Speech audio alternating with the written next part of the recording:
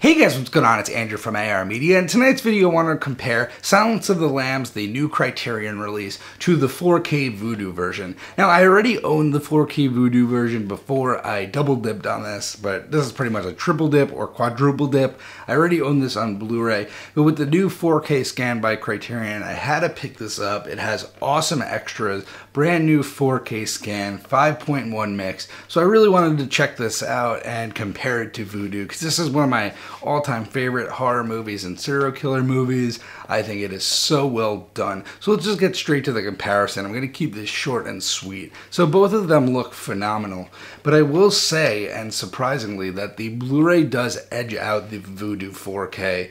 By quite a bit. So when I originally watched the VUDU 4K versions of Silence of the Lambs, I will say that I was not super pleased with it. I did find it very grainy. I mean, of course, that's inherent to the source here. It's shot on 35mm film, but I did find it a bit grainy and obtrusive at times, especially in the darker scenes. There is less grain here, but that's probably because this is on the standard Blu-ray with just a 4K scan, and we're not getting that full 4K resolution.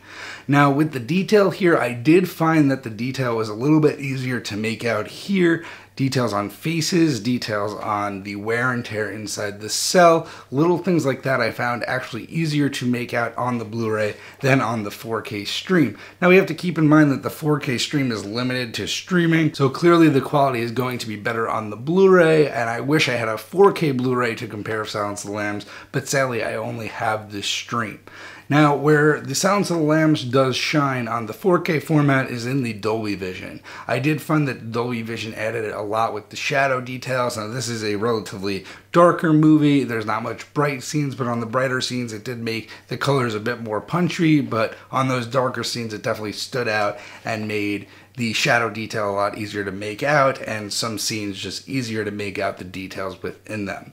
Now the audio quality on this is a 5.1 mix, and the audio quality on the VUDU is Dolby Atmos. But the thing is that both of those are simulated, because when this came out, clearly it was just a 2.0 stereo mix. So both the mixes are great. I know a lot of people prefer actually just keeping it old school and going with the stereo mix. I like the 5.1 mix and the Atmos mix. I didn't find that the overheads and anything like that was used extensively, so I think you're fine with the 5.1. And personally, if I was going to pick between the two, I would actually go with the Criterion regular Blu-ray over the VUDU. I just feel that the detail is a bit better here. I feel that the grain is a little less unobtrusive, and overall the image just looks a little more pleasing to the eye.